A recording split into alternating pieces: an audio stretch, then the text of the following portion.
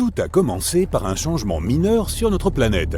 Tout d'abord, les gens ont remarqué que la Lune était devenue plus brillante et un peu plus grosse. Mais personne n'y a prêté attention. Elle a affecté les marées dans le monde entier, de sorte que l'eau a submergé les plages, mais ce n'était pas une tragédie. Beaucoup de poissons se sont rapprochés du rivage. Les gens se sont mis à trouver des calmars géants, des baudroies et d'autres créatures tout près de la côte, alors qu'elles vivaient habituellement dans les profondeurs obscures. Des choses nouvelles et plus étranges se produisent chaque jour. Les oiseaux ne volent plus vers le sud en hiver. Ils se rassemblent en énormes essaims qui volent autour des villes sans but précis. La Lune les aidait à s'orienter dans la nature, mais à présent, ils n'arrivent plus à savoir dans quelle direction voler. De par les mers, les capitaines de navires remarquent que les boussoles sont désormais instables. La flèche pointe dans des directions différentes depuis que les pôles magnétiques de la Terre ont changé. Les gens réalisent que la Lune a commencé à s'en approcher pour une raison inconnue. La gravité de la Lune affecte celle de notre planète. Cela entraîne des changements dans le climat, dans le comportement de tous les êtres vivants et dans le champ magnétique. Maintenant, il pleut dans les endroits les plus secs et il fait chaud dans les terres les plus froides. Cela met à mal les écosystèmes de toute la planète. Les gens qui vivent près des forêts entendent souvent le hurlement des loups, car la Lune rend ces animaux fous. Le satellite naturel de la Terre ne cesse de grandir et éclaire la nuit de manière beaucoup plus vive.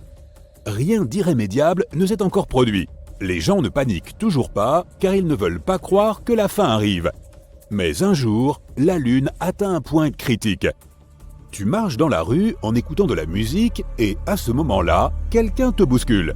Bon, ce type est peut-être en retard pour le travail. Tu continues de marcher et une fille qui passe heurte ton épaule. « Pardon, désolé, dit-elle. » Puis elle s'en va. Tu pouvais lire la peur dans ses yeux. Tu regardes devant toi et vois des gens qui courent dans ta direction. Tu enlèves enfin tes écouteurs et tu entends des cris et des sirènes. Les gens quittent leur voiture et s'enfuient. Des centaines de mouettes volent dans le ciel. Tu distingues un bruit étrange parmi toute cette cohue. Il semble que ce soit de l'eau. Comment est-ce possible? Tu te trouves dans le centre-ville à quelques kilomètres de la côte. Mais tu n'as pas le temps de réfléchir. Tu remarques qu'une immense vague inonde les rues et se dirige droit vers toi. Tu cours dans un bâtiment et grimpes au 10e étage. D'ici, tu observes l'eau qui submerge la ville. Le puissant torrent emporte toutes les voitures, les bâtiments d'un étage et les arbres sur sa route. Tu remarques un aileron de requin et d'autres poissons dans l'eau. Les gens se cachent dans les maisons et sur les toits. La ville entière plonge rapidement dans un état de catastrophe. La télévision fonctionne dans le bâtiment où tu te caches. Tu apprends que des inondations se produisent dans le monde entier. Des tsunamis massifs recouvrent les villes côtières. À certains endroits, les vagues atteignent la hauteur d'un immeuble de 30 étages. De nombreuses villes ont été rayées de la carte. La Lune est trop proche de la Terre et les inondations massives ne sont qu'un début. La Lune orbite autour de la Terre et aide à maintenir notre maison bleue sur son axe. La Lune assure la stabilité du climat et aide les organismes vivants à se développer. Mais à présent, cet équilibre est rompu. La Lune s'approche et altère la gravité de notre planète.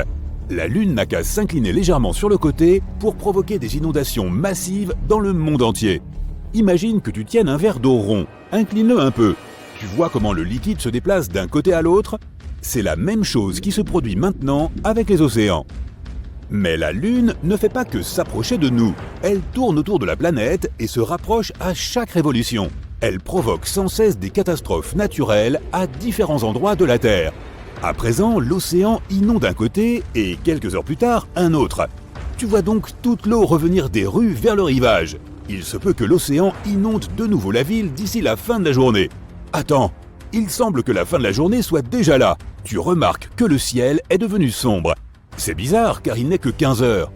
La Lune influe sur la vitesse de rotation de la Terre et fait passer la journée plus vite. Elle emplit désormais presque tout le ciel et éclaire brillamment notre planète. Tu distingues les énormes cratères lunaires. Elle est si proche que tu peux la voir même lorsque le soleil brille. À certains endroits, la Lune qui passe cache même le soleil tout entier. L'eau quitte les rues et tout le monde sort. C'est à ce moment qu'un tremblement de terre commence. La route se fissure et les maisons s'effondrent. Il y a des glissements de terrain dans la rue même. Les plaques tectoniques se déplacent sur toute la planète. Imagine deux boules magnétiques qui se rapprochent l'une de l'autre. L'une des boules est la Lune et la seconde est le noyau de la Terre. À ton avis, qu'arrivera-t-il à ce qui se trouve au-dessus du noyau ? Cela représente des centaines de milliers de kilomètres de notre croûte terrestre. Et maintenant, tout est en train de bouger. Des fissures destructrices apparaissent partout dans le monde.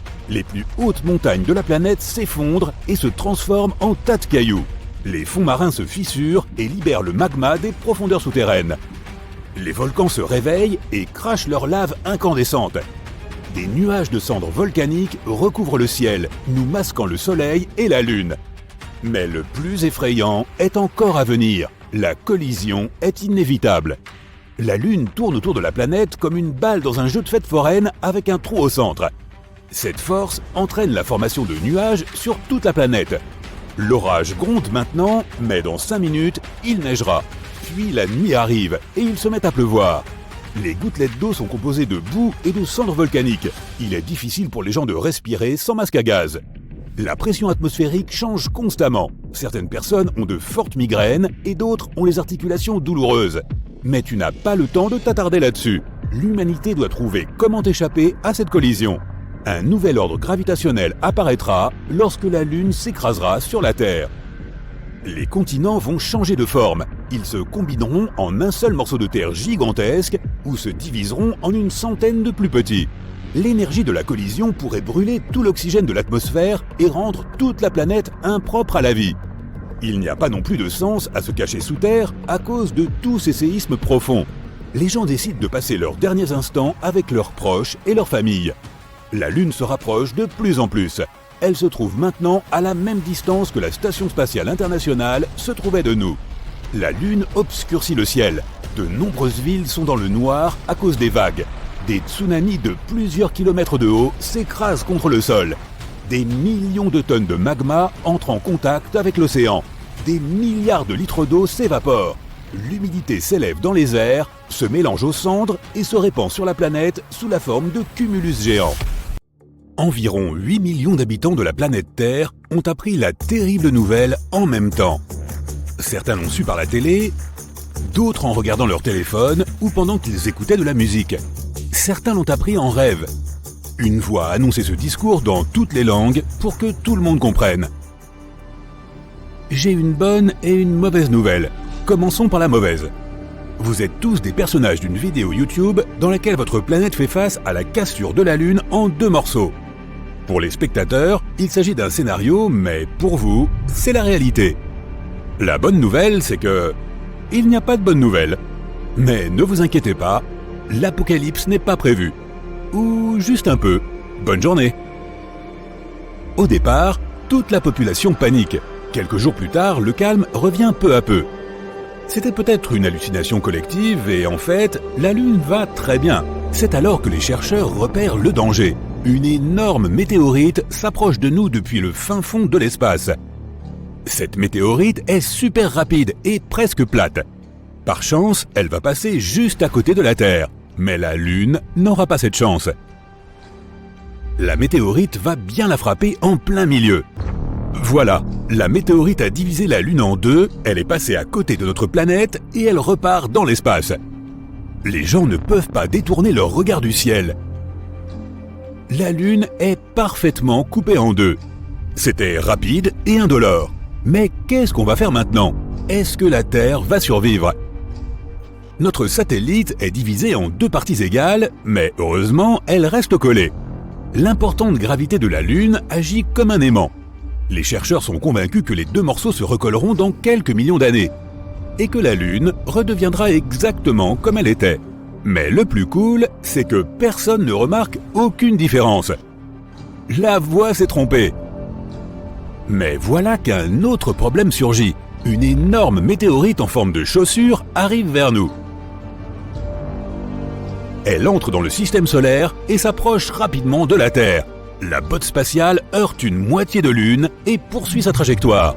Maintenant, il ne reste vraiment qu'une demi-lune dans le ciel. La première moitié est là où elle a toujours été. La seconde moitié se dirige vers la Terre. Une pluie de météores s'abat sur Terre à cause des fragments de lune. Mais tout compte fait, tout va bien. La plupart de ces cailloux brûlent dans l'atmosphère. La quasi-totalité de la demi-lune dégommée se fragmente et entre en orbite. Un anneau de roche se forme et maintenant, la Terre est comme Saturne. Ces fragments de lune détruisent plusieurs de nos satellites artificiels.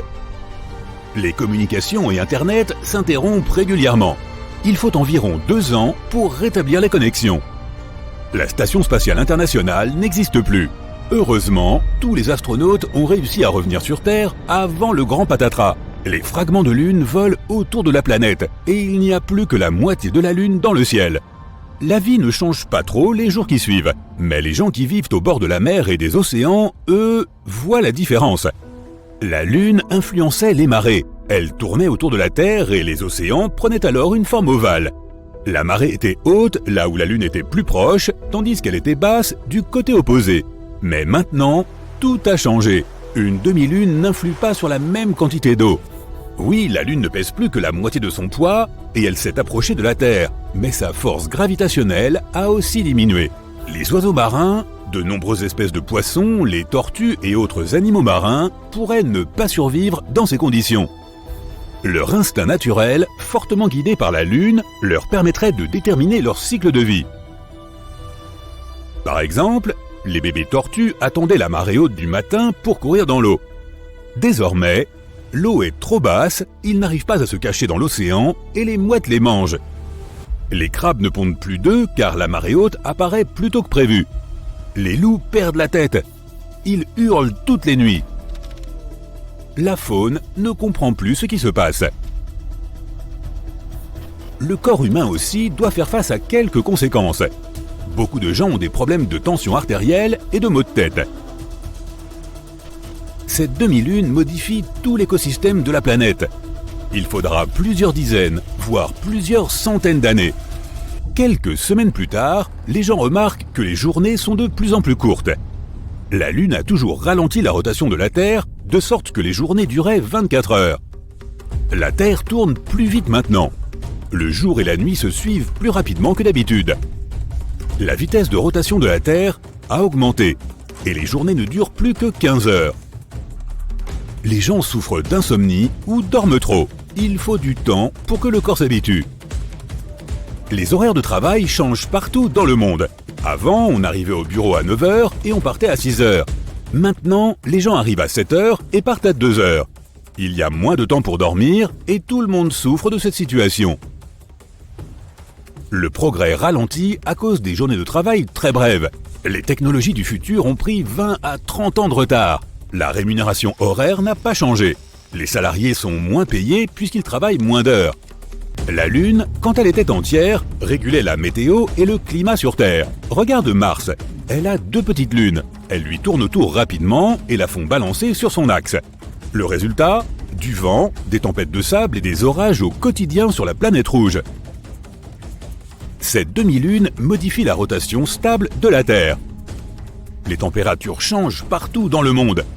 Il fait plus chaud dans les endroits chauds et les tempêtes de neige font rage dans les régions froides. Il n'y a plus que de brèves averses très intenses. Il ne fait plus jamais beau. Un petit vent peut se transformer en tornade et les vagues deviennent des tsunamis. Les saisons changent plus vite, les hivers sont plus froids et les étés plus chauds. Le changement de rotation de la planète affecte son champ magnétique. Toutes les boussoles et les systèmes de navigation sont hors service. Il faut réapprendre à s'orienter. Les oiseaux ne vont plus vers la chaleur en hiver, car ils ne savent pas où aller. Leur boussole interne est cassée. Plusieurs centaines d'années sont passées. Les gens se sont totalement habitués aux nouvelles conditions terrestres. De nouvelles espèces d'animaux sont apparues. Les oiseaux ont repris à se repérer grâce à la demi-lune. L'économie de la planète a été restaurée.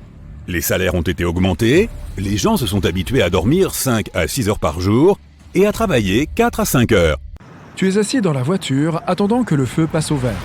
La température est si élevée aujourd'hui qu'on dirait que la ville est sur le point de fondre.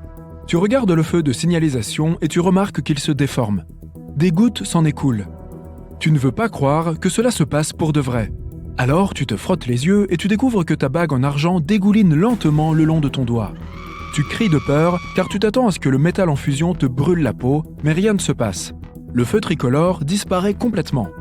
Tu veux appuyer sur l'accélérateur, mais il n'y a qu'une sorte de flaque sous tes pieds. La ceinture de sécurité se détache toute seule et la voiture s'affaisse lentement. Tu ouvres la porte et elle tombe. Tu sors de la voiture à toute vitesse et tu la regardes fondre lentement. Les roues, la carrosserie bleue, le moteur, tout se transforme en liquide. Seuls les pneus, les objets en plastique, les sièges, les tapis et les vitres restent intacts. Tu entends des cris derrière toi et tu vois que toutes les voitures autour de toi sont en train de fondre. Tu veux aussi prendre une vidéo, mais ton téléphone est devenu liquide lui aussi. Tu sors l'écran de verre restant et le boîtier en plastique. Tous les métaux autour de toi sont en train de se liquéfier. Les lampadaires et les arrêts de bus se transforment en une masse homogène. Soudain, c'est le silence total. Les klaxons des voitures, les sirènes, les gaz d'échappement et les rugissements des moteurs, tout cela a disparu. Tout cela a disparu. Des rivières de métal liquide coulent dans les rues et tu es en plein milieu. Le courant de métal emporte les pneus et les autres éléments des voitures. Il renverse les gens. Puis, un bruit se fait entendre dans la ville. Les gens sortent en courant des centres commerciaux, des bibliothèques, des cafés, des maisons, des centres d'affaires. Des flaques se forment autour de toutes les maisons. Chaque bâtiment est équipé de structures métalliques, de barres d'armature et de raccords. Maintenant, tout fond et s'infiltre dans le béton. Les métaux fondent lentement, de sorte que les gens ont le temps d'évacuer la ville. Tous les bâtiments s'effondrent et soulèvent de la poussière dans l'air. Le système d'égout de la ville est en train de fondre lui aussi. De l'eau mélangée à du métal liquide se déverse dans les rues. Les gens nagent dans cette masse. Ils utilisent des centaines de milliers de pneus en caoutchouc en guise de bouée de sauvetage. Quelqu'un fait même du surf. Des pièces de monnaie liquide s'écoulent de ton portefeuille. Des centaines de distributeurs automatiques de billets dans la ville fondent. Des millions de billets de banque en papier se noient dans les flux de métal. Toutes les réserves d'or deviennent liquides et peignent la ville d'une couleur orangée. Des milliers de lettres flottent sur des boîtes à lettres en fusion. Tous les centres de données, ordinateurs et serveurs deviennent une partie de l'énorme flux de métal. Instantanément, toutes les informations numériques du monde disparaissent. Les téléviseurs, les consoles de jeux, les parcs d'attractions fondent. Les récepteurs radio, les téléphones, les fils électriques, les câbles et les connexions Internet disparaissent. Des millions de tonnes de métal remplissent la rue, puis se déversent dans les rivières et les océans. L'eau prend une teinte argentée foncée. Et un jour, les gens perdent toute leur technologie moderne et retournent à l'âge de pierre. Les rivières métalliques inondent les villes. Les gens se réfugient à la campagne. Les bicyclettes, les motos et autres moyens de transport ont disparu. Les habitants des villes sont privés d'électricité et de tout ce qui fonctionne avec. Il n'est pas sûr non plus de se trouver en pleine nature. Des métaux sont cachés dans les montagnes et sous terre. Maintenant, ils se transforment en liquide et provoquent des déformations dans le sol et la pierre. Certaines montagnes s'affaissent comme des tas de crème glacée en plein soleil.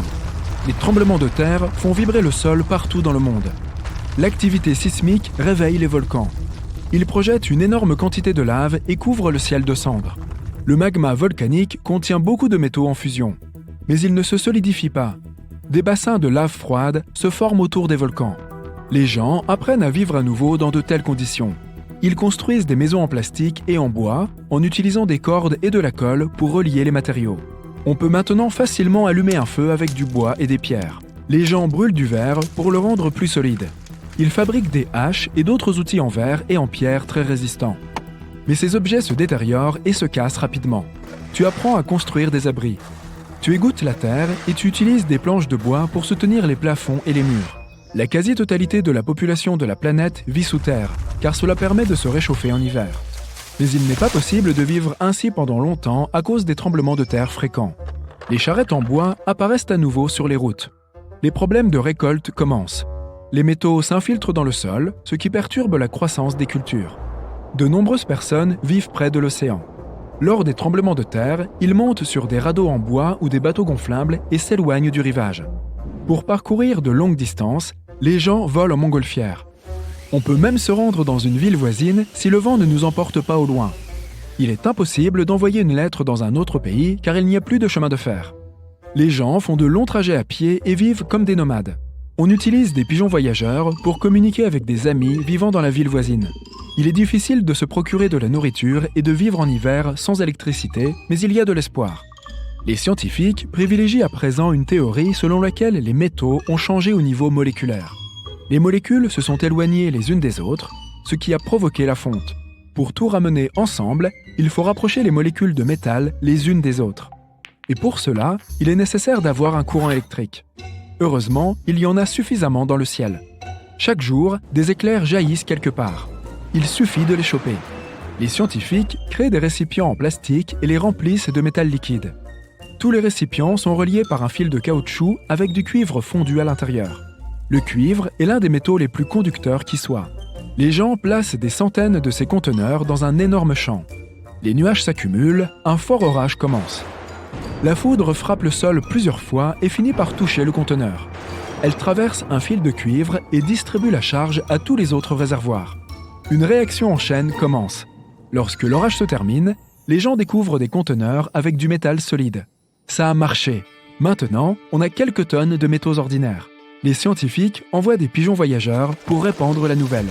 Rapidement, les gens du monde entier essayent d'attraper la foudre. Les métaux obtenus sont suffisants pour construire l'équipement minimal d'une centrale électrique.